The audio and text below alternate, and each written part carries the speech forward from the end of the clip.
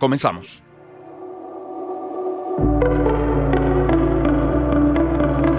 Lecturas que vislumbran el acontecer informativo. Con Román Losinski. Son las 6:16 de la mañana. Vamos a comenzar este recorrido nacional con lo que, entre otros, porque lo tiene prácticamente toda la prensa, entre otros publica EFE, es que Estados Unidos y Venezuela han acordado formalmente restablecer lazos diplomáticos rotos desde principios del año 2019, en lo que supone un nuevo y contundente paso dentro del marco de la cooperación establecido entre Washington y Caracas. Confirmado, de hecho, también se lee que el gobierno encargado de Venezuela confirmó este jueves ese restablecimiento formal de las relaciones diplomáticas y agregó consulares con Estados Unidos anunciado por el Departamento de Estado. Y es por ello que hemos cambiado ayer a última hora la pauta como la teníamos prevista, cosa de último minuto, y por eso tendremos a Óscar Hernández Bernalete, el embajador nos estará acompañando vía telefónica, pero acá en el estudio al abogado binacional Arturo Bravo por las implicaciones que tiene esta decisión para ambos países, para los ciudadanos de Estados Unidos y de Venezuela. En F, vamos a revisar que el presidente de los Estados Unidos, Donald Trump, dijo este jueves que Venezuela ha sido estabilizada y agregó que el petróleo del país suramericano va de camino a Houston y citan acá en F. Venezuela lo está haciendo genial, ha sido estabilizada. Dijo además, miles de millones de barriles de petróleo están en camino hacia Houston. Esto durante un evento de reconocimiento al equipo de fútbol Inter de Miami en la Casa Blanca. Ahora, vamos al tema ley amnistía y presos políticos. Mundo UR nos tiene que la Comisión Especial de Seguimiento y Cumplimiento de la Ley de Amnistía recibió las primeras solicitudes de ciudadanos que están en el extranjero y que aspiran a recibir el beneficio de ese instrumento legal. El reporte lo tiene Derlis Marchán Pérez. El presidente de la Asamblea Nacional, Jorge Rodríguez, confirmó que entre las solicitudes recibidas desde el exterior están algunos dirigentes políticos.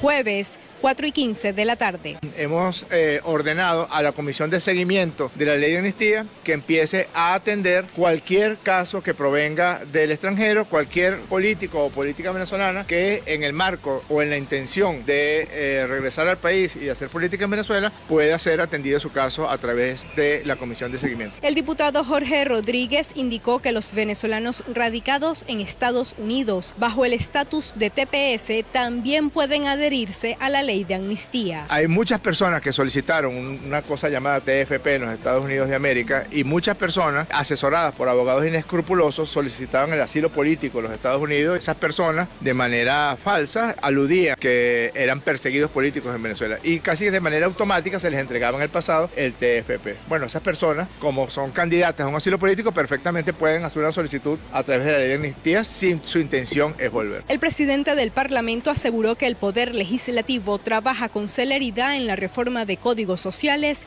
y el sistema de justicia. En confirmado leemos que la ONG Foro Penal cifró este jueves en 526 el total de excarcelados hasta el lunes 2 de marzo, insisto, hasta el lunes, lo informó ayer. Esto en medio de un proceso de liberaciones que arrancó en enero y de una amnistía aprobada hace más de una semana. En un mensaje en X, Foro Penal dijo que entre estos más de 500 detenidos, es decir, de 526 detenidos, hay 49 personas con nacionalidad extranjera y 173 militares.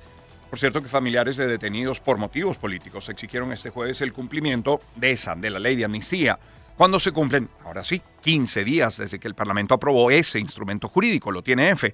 A las afueras del legislativo, los parientes de los detenidos corearon consignas como no más burla con la amnistía y pidieron la liberación de todos los detenidos por estos motivos. Hay cifras más. Confirmado, por ejemplo, nos tiene esta del Comité por la Libertad de los Presos Políticos, que informó este jueves 5 de marzo que registra más de 800 detenidos por motivos políticos en Venezuela. Esto según declaraciones de Andreina Baduel, hermana del también preso político Josnar Baduel, durante una rueda de prensa realizada en las adyacencias de la Asamblea Nacional en Caracas. Baduel detalló que dentro de ese listado se encuentran 109 mujeres detenidas por motivos políticos y un número significativo de personas con patologías médicas severas que no han recibido la atención médica necesaria. Además mencionó que hay más de 50 presos adultos mayores y una adolescente entre los encarcelados, que repito son más de 800 de acuerdo al Comité por la Libertad de los Presos Políticos. Confirmado también nos tiene que el Tribunal Cuarto de Juicio del Estado Táchira negó la solicitud de amnistía y sobreseimiento presentada el pasado 27 de febrero por la defensa del capitán de fragata Carlos Luis Piña Bastidas, quien se encuentra recluido en el Centro Penitenciario de Occidente 2. Pese a que su abogado, Ovidio Becerra Jaimes, fundamentó la petición en la reciente ley de amnistía y denunció graves violaciones al debido proceso, incluyendo torturas y un estado de salud crítico del militar, el juzgado notificó formalmente este 4 de marzo que los hechos por los cuales fue condenado no encuadran en los supuestos previstos en el artículo 8 de la ley de amnistía. También confirmado nos tiene que 20 Venezuela denunció el hostigamiento contra el periodista y miembro del movimiento político Julio César Balsa, quien fue excarcelado el pasado 14 de enero tras un año de detención arbitraria. Según la denuncia, durante las últimas 48 horas se ha observado presencia policial constante en las inmediaciones de su residencia. La organización detalló que el día de ayer se identificó una patrulla de la Policía Nacional Bolivariana, mientras que hoy se reportó la presencia de 2 vehículos sin placas ni identificación oficial. Cuando hablan de ayer se refieren al miércoles, cuando hablan de hoy se refieren al jueves. Y tenemos sobre el tema conectividad aérea, esto que titula el diario. La presidenta de la Asociación Venezolana de Agencias de Viaje y Turismo, AVAVIT, Vicky Herrera, aclaró el jueves que aún faltan requisitos para que se reanuden los vuelos comerciales entre Venezuela y Estados Unidos. Herrera explicó que hasta el momento no cuenta con una fecha de reinicio de operaciones entre el Aeropuerto Internacional de Miami, en Florida, y las terminales internacionales del Aeropuerto Simón Bolívar, en Maiquetía, que sirve a Caracas, y el Aeropuerto de La Chinita, en el Zulia. La información en el diario, donde también leemos que funcionarias del Ministerio de Asuntos Exteriores de Reino Unido realizaron una visita a Venezuela para sostener reuniones con autoridades y representantes del sector privado, esto con el objetivo de explorar oportunidades de crecimiento y cooperación bilateral.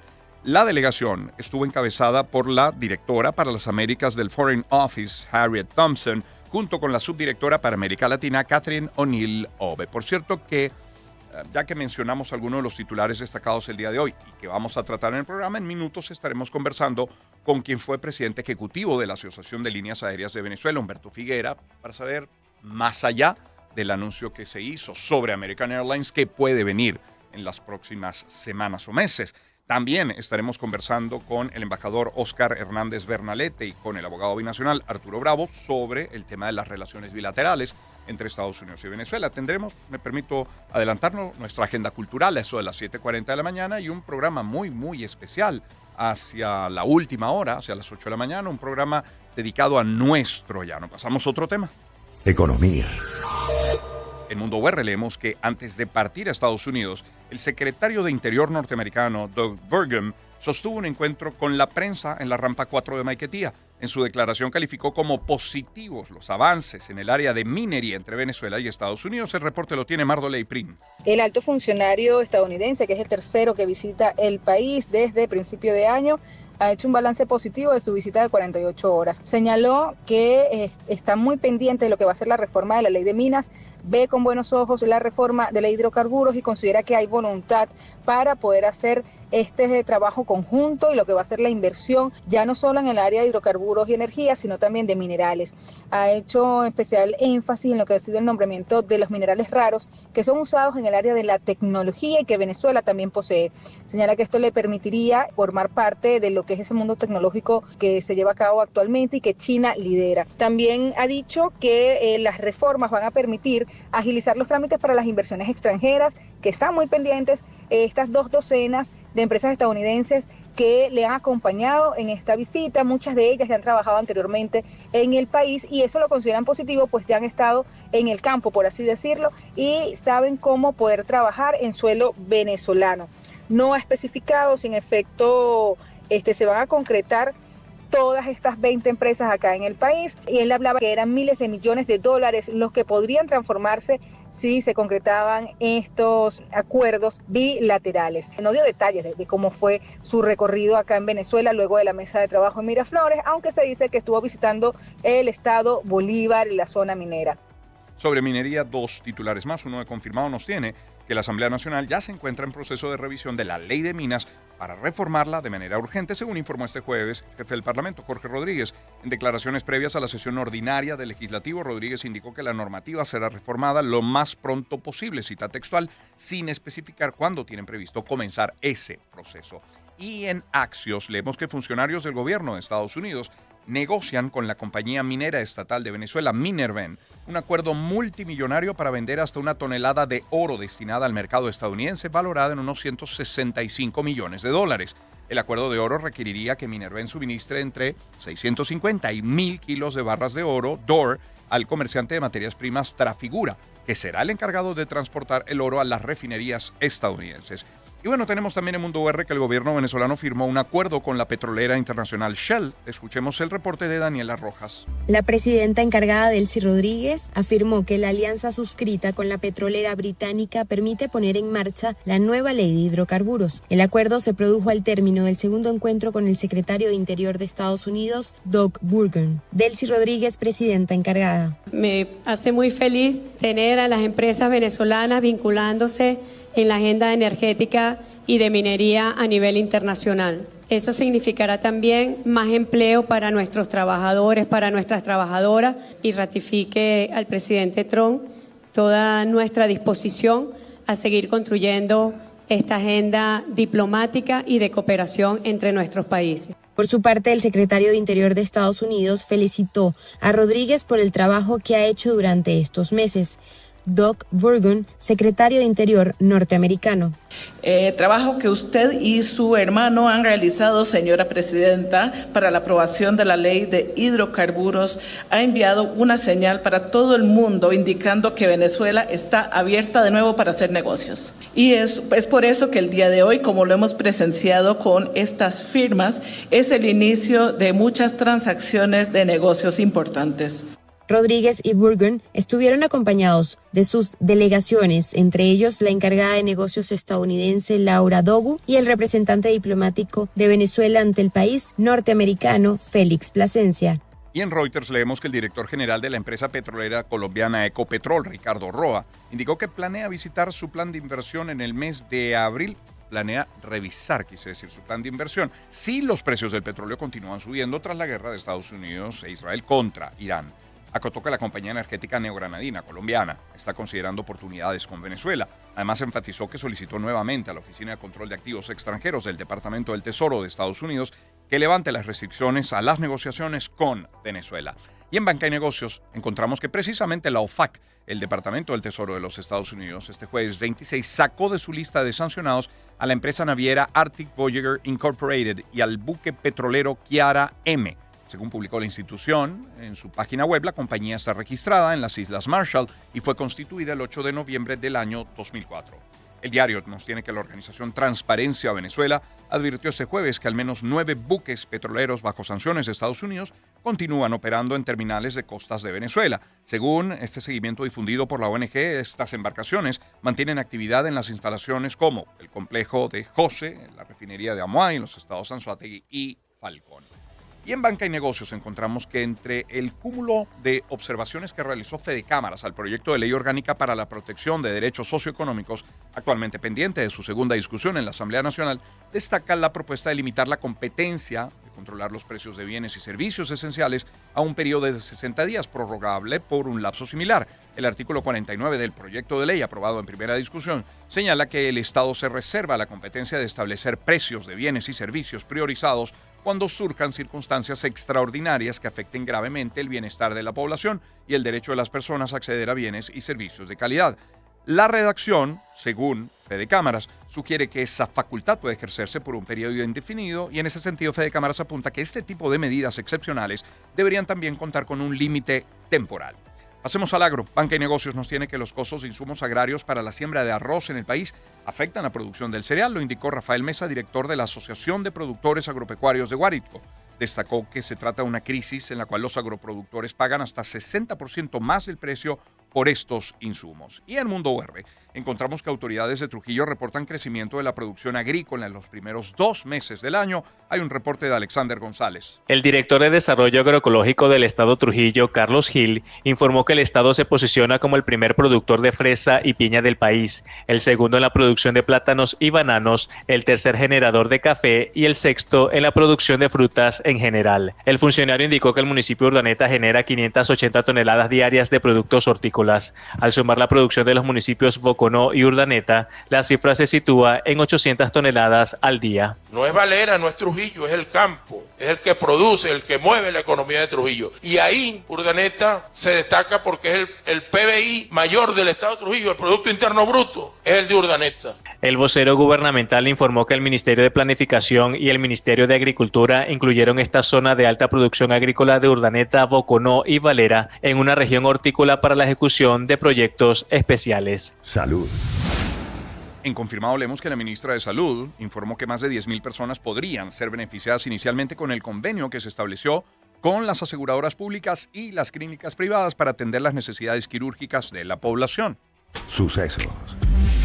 En confirmado leemos que el Sindicato Nacional de Trabajadores de la Prensa en Venezuela informó este jueves sobre la llegada al Estado Mérida del director del Cuerpo de Investigaciones Científicas, Penales y Criminalísticas, Douglas Rico, para dirigir directamente las investigaciones por el asesinato del periodista Walter Jaimes. Pero también se lee en esa nota que el sindicato informó la noche de este jueves que fue acordada la exhumación del cuerpo del periodista Jaimes.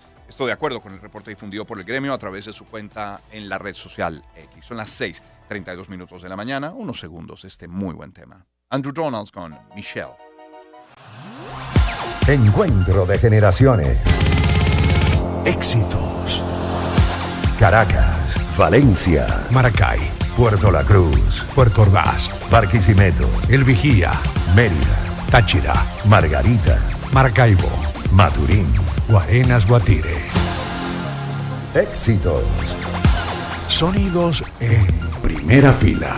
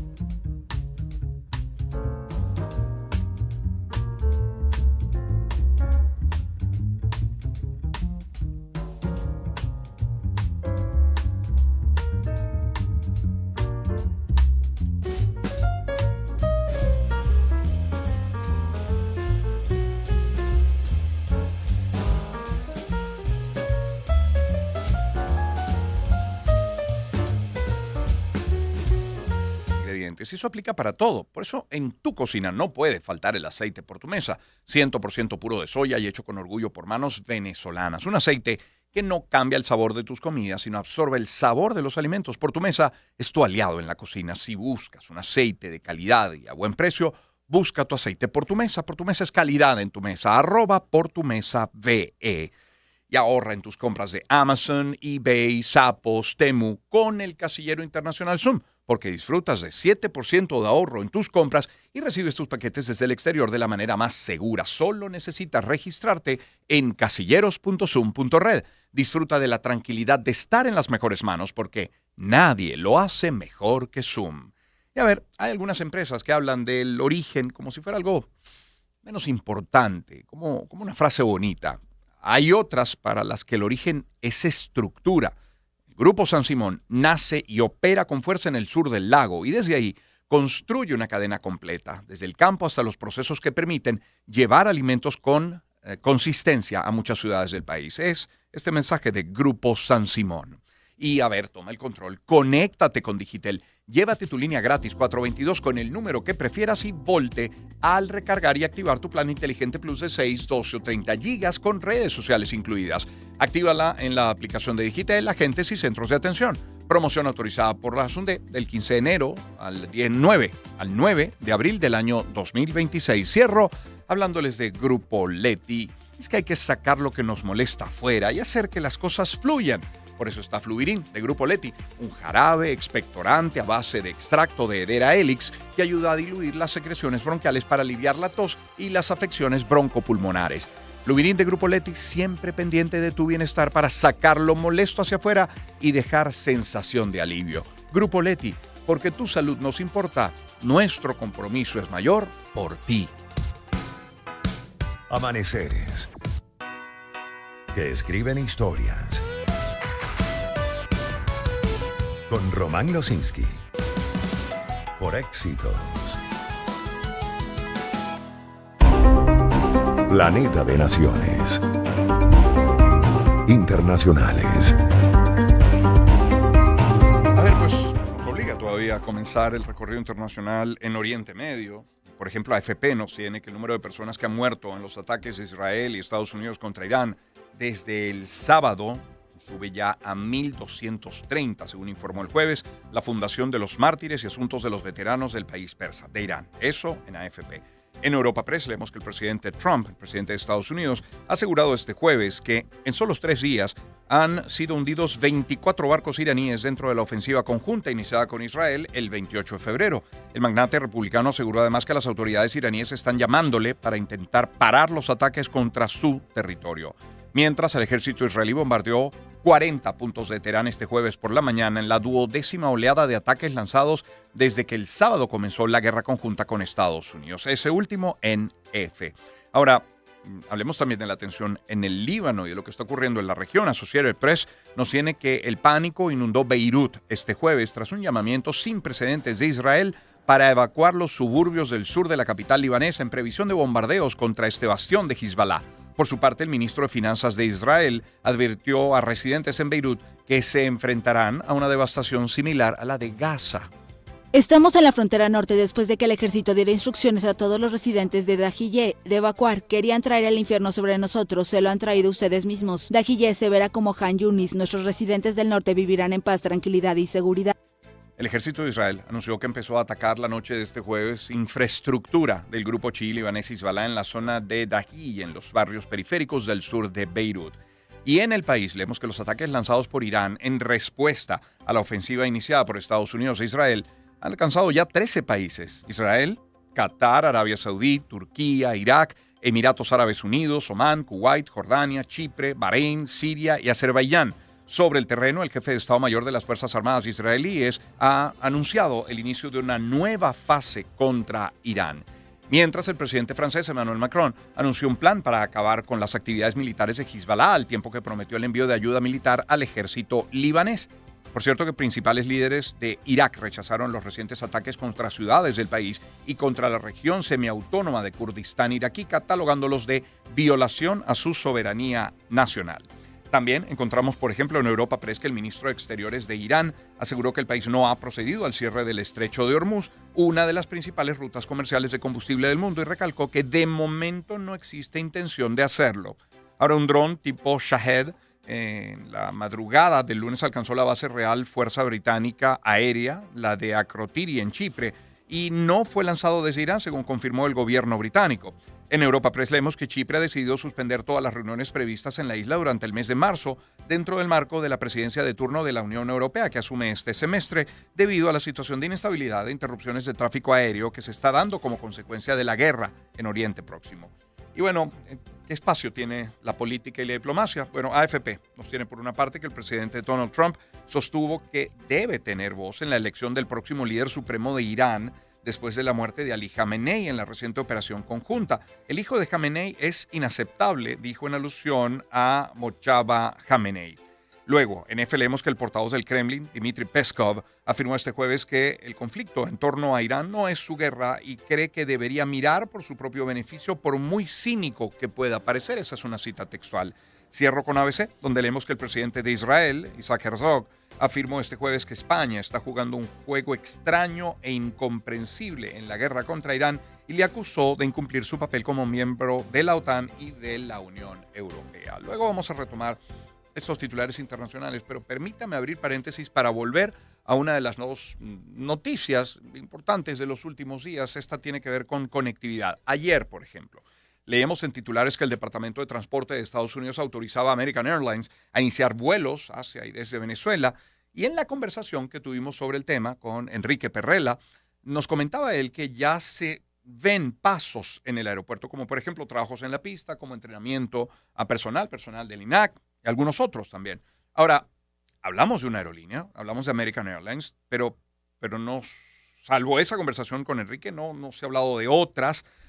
No se ha hablado de otros destinos, de otros aeropuertos, pero bueno, sobre ello queremos insistir con Humberto Figuera. Humberto Figuera fue presidente ejecutivo de la Asociación de Líneas Aéreas de Venezuela, de la ALAB. Humberto, qué gusto saludarle, ¿cómo está? Buenos días, Román. Gracias, el placer de saludarte para mí también lo es. Muchísimas gracias por atendernos, Humberto. Humberto, estarás viendo, me imagino, con optimismo este momento, ¿no? Por todo lo que representa. Bueno, con sentimientos encontrados, porque realmente uno tiene que ser optimista como filosofía de vida. Pero estoy notando que pareciera que se está repitiendo lo que ya vivimos en el 1990, cuando nos colocaron en categoría 2, pero en el 2006, que nos colocaron en categoría 2, pero, y eso trajo como consecuencia que la única empresa que estaba operando hacia Venezuela era American Airlines, también operaba Delta, también operaba Continental, y de Venezuela solo operaba Avior con un vuelo a Barcelona y Santa Bárbara desde Maiquetía. O sea, había evidentemente una descompensación, un desequilibrio que contradice los principios y el espíritu del convenio de Chicago y contradice el espíritu también del convenio bilateral suscrito por Venezuela y Estados Unidos en 1953 y que se mantiene vigente. Que seguimos en categoría 2, eso nos limita. ¿Cuál es? Seguimos en categoría 2 y eso nos limita a que nuestras líneas aéreas puedan, con equipos propios, operar al mercado norteamericano. Ya va. Uno no termina de entender cómo entonces es categoría 2 para las aerolíneas venezolanas si no lo es para la operación de aerolíneas. ¿Tiene que ver con las aerolíneas o tiene que ver con la infraestructura, los aeropuertos y cómo se maneja el tráfico aéreo en nuestro país? ¿Con qué tiene que ver? Tiene que ver fundamentalmente con la infraestructura, con muchos aspectos. La primera vez que nos pusieron en categoría 2 era por un tema de que dudaban de la supervisión y la capacidad del INAC para hacer los controles correspondientes a las líneas aéreas. Se modificaron las leyes, se modificaron algunos decretos, eso se resolvió, volvimos a categoría 1. Pero bueno, ahora la TSA vino hace un par de semanas a revisar el aeropuerto de Maiquetía y yo tengo la seguridad de que el aeropuerto de Maiquetía hoy está trabajando bajo los esquemas de seguridad, no solamente de la OASI, sino también de la Autoridad Aeronáutica de la Unión Europea, porque sus líneas aéreas están volando a Venezuela. Cierto. Así que yo espero que subamos a categoría 1. ¿De qué depende, Humberto, a tu juicio? ¿Cómo se logra eso? ¿En qué aspectos habría que mejorar? Bueno, no, ya la TCA vino a hacer un análisis, a hacer un estudio de las condiciones del aeropuerto, regresó a Estados Unidos, ahora la TCA tiene que preparar un informe que se lo pasa a la Autoridad Aeronáutica y en base a ese informe la Autoridad Aeronáutica determinará si estamos en capacidad de ir a categoría 1 o no. Recordemos que cuando se aplicó la categoría 2, que fue en 2019, no hubo razones técnicas para hacerlo, sino hubo un tira y encoge, una diferencia, una tensión política fundamentalmente entre Estados Unidos y Venezuela, y como consecuencia de eso, pues nos colocaron en categoría 2. American Airlines en ese momento se retiró de la operación en Venezuela y días después, entonces, nos colocan en categoría 2. Y nos colocan en categoría 2 y es muy sugerente porque al retirarse American Airlines no quedó ninguna línea aérea operando en esa ruta. Y las líneas aéreas venezolanas aspiraban que por lo menos a una o a dos de ellas les dieran esas operaciones. Pues entonces el resultado fue que nos colocaron en categoría 2 y ahí no hubo posibilidad de que las líneas aéreas pudieran optar a volar esas rutas. Humberto Figueres, nuestro invitado hasta ahora. Humberto, ¿por qué solo American Airlines a través de Envoy? ¿Por qué solo Maiquetía y La Chinita? ¿Qué pasa con otras aerolíneas norteamericanas, digamos, además de las venezolanas? Pero ¿por qué no aeropuertos como Nueva York o Atlanta, quizás? Bueno, ya esa es una decisión de la propia línea aérea de acuerdo a sus esquemas de mercadeo. Tradicionalmente American Airlines siempre ha operado desde Miami a Maiquetía, desde Miami a Maracaibo. Y las líneas aéreas que operaban en otras rutas como Houston, como Atlanta, que eran Delta y Continental, pues no han mostrado interés en la reactivación de esas rutas. Así que es decisión de la propia línea aérea, de las propias líneas aéreas, solicitar su designación para operar una ruta determinada. Humberto, por supuesto, todas estas decisiones están muy atadas a lo político también. ¿Quiénes son los llamados a trabajar, a actuar, a hacer lobby, solicitudes para poder subir de nuevo a categoría 1 y que se normalice realmente la situación? Bueno, digamos que ya las cartas están echadas. Lo que yo he planteado es que entre todos los actores del sector turismo, pues arropemos, le mandemos mensajes al INAC apoyándolo, invitándolo a que sea firme en las discusiones de la ejecución del convenio bilateral para que reaccionemos, porque la activación de las líneas aéreas en esa ruta es muy importante, no solamente para la recuperación económica del país, sino para la recuperación del mercado turístico de Venezuela y sobre todo de aquellas áreas que tienen vocación turística en Venezuela. No es solamente que va a beneficiar a las líneas aéreas, va a beneficiar a los hoteles, va a beneficiar a los restaurantes. Mientras más pasajeros puedan moverse, pues hay mayor actividad económica en Venezuela. Y eso es lo que tenemos que entender todos los actores que se mueven en el sector turismo, y todos deberíamos remar en ese destino para que se vea que hay una sociedad civil del sector turismo que está unida, que está clara en lo que quiere y sea realmente tomada en cuenta. Por lo pronto, aerolíneas nacionales que quieren llevar a sus pasajeros hasta los Estados Unidos, pues tendrán que continuar con sus rutas. Ejemplo, parando en Curazao. Mientras tanto, sí, pero tienen otra opción también, ¿no? Que es que podrían operar hacia Estados Unidos utilizando aviones de un país que ya esté en categoría 1, pero entonces, claro, eso encarece la operación de la línea aérea nacional. Lógico. Pero ahí habría esa opción. Claro. Agradecido, Humberto, por este tiempo. Feliz día, feliz fin de semana. Gracias, igual para ti. Un gusto, que estés muy bien. Humberto Figuera fue presidente de la ALAV, la agencia, la asociación, quise decir, de líneas aéreas de Venezuela. Seguimos con nuestros titulares. Europa. Leemos en Reuters, por ejemplo, que la agencia policial europea Europol advirtió que el conflicto en Oriente Medio tiene repercusiones inmediatas para la seguridad en la Unión Europea, con un aumento de la amenaza de terrorismo y extremismo violento, así como de ciberataques y campañas de desinformación. Guerra en Ucrania. Autoridades rusas confirmaron este jueves un intercambio con la parte ucraniana de 200 prisioneros de guerra como parte de los acuerdos alcanzados durante las pasadas conversaciones celebradas en Ginebra, si bien se espera que 500 personas de uno y otro lado regresen a sus hogares hasta este día viernes, hasta hoy. El oleoducto Druzhba, que suministra petróleo ruso a Europa y cuya sección en Ucrania quedó dañada por un ataque ruso en enero, solo podrá estar de nuevo operativo en un mes o mes y medio, lo declaró el presidente ucraniano Volodymyr Zelensky. La información actual indica que dentro de un mes o mes y medio este oleoducto podría estar operativo, pero eso no significa que todo lo que fue destruido se restaurará por completo, y ciertas cosas se pueden hacer en paralelo. Zelensky, el presidente ucraniano, amenazó veladamente al primer ministro húngaro Viktor Orbán con dar su número de teléfono a las Fuerzas Armadas de Ucrania para comunicarse con él en su propio idioma si persiste en bloquear los 90.000 millones de euros de la ayuda de la Unión Europea. Norteamérica. El presidente Donald Trump anunció la sustitución de la secretaria del Departamento de Seguridad Nacional de Estados Unidos, Kristi Noem. Hay un reporte desde Miami con Stephanie de Souza. La funcionaria dejará el cargo el 31 de marzo y será reemplazada por el senador de Oklahoma, Markwayne Mullin, en medio del cierre del organismo por falta de fondos federales.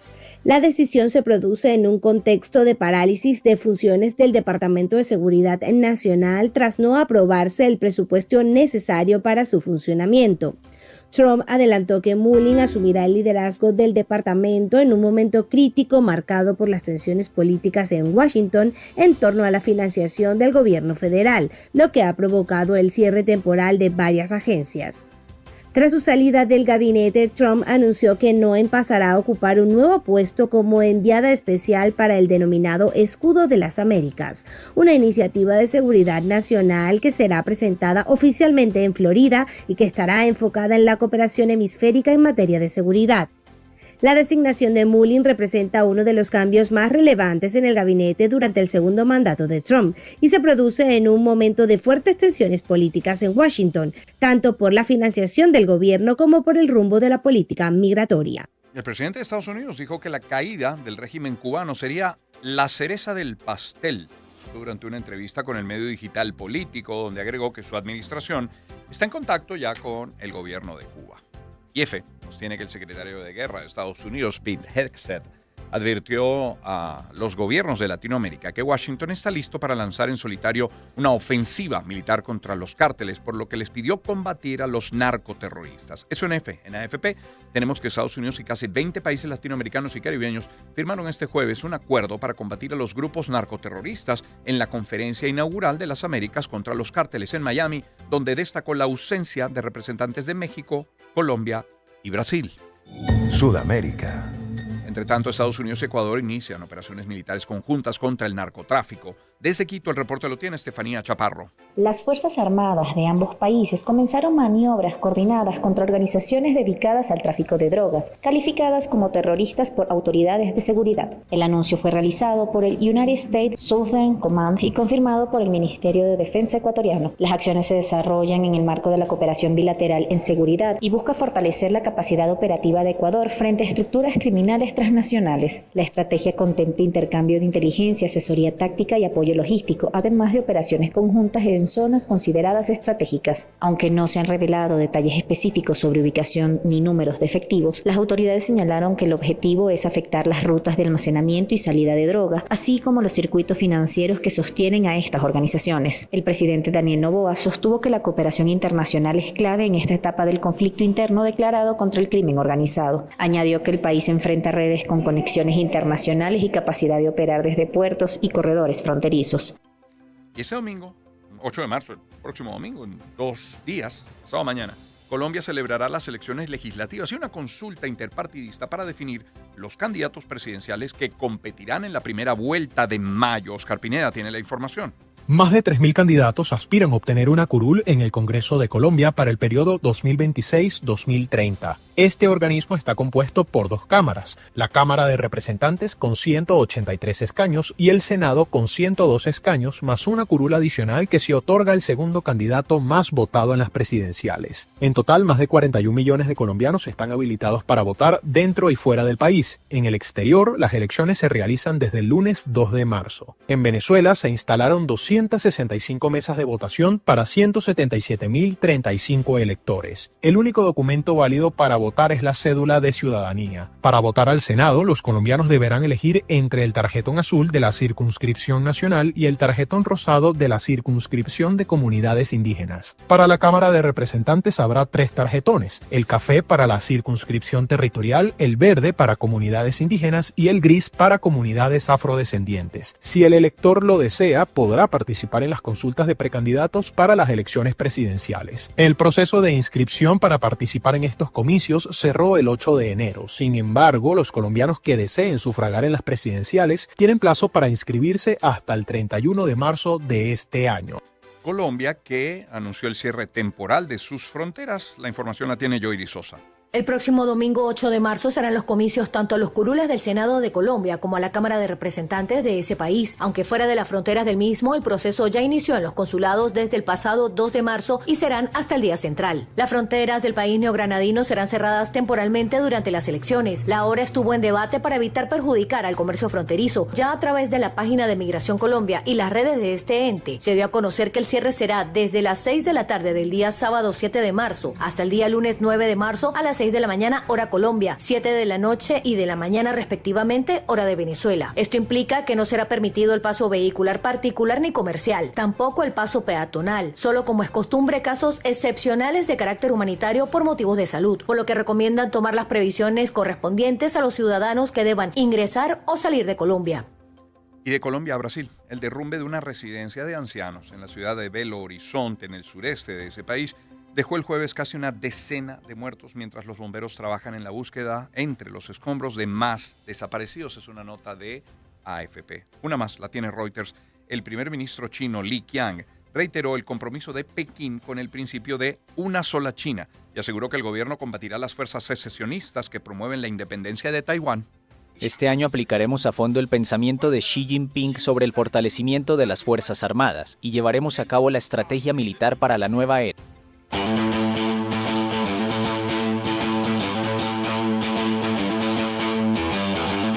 La gloria de competir. Deportes.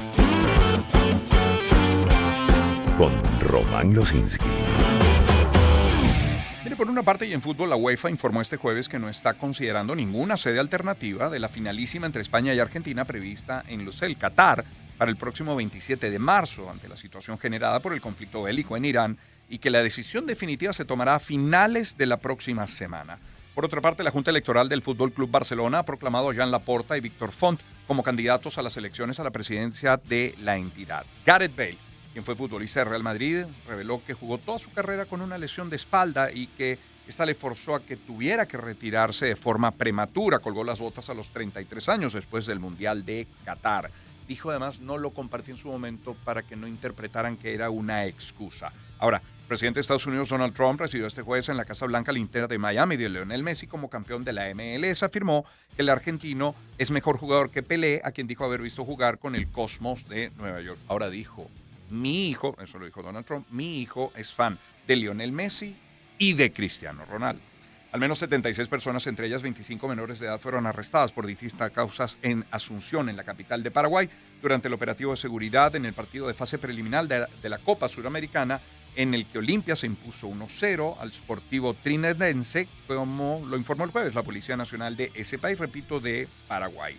Si pasamos al béisbol, la selección de Corea del Sur demostró su potente ofensiva el jueves rumbo a una victoria por 11-4 sobre República Checa en su primer compromiso de la edición del Clásico Mundial de Béisbol. Hoy, por cierto, Venezuela se enfrenta a Países Bajos. Es el debut de Venezuela en el Clásico Mundial de Béisbol a la 1 de la tarde.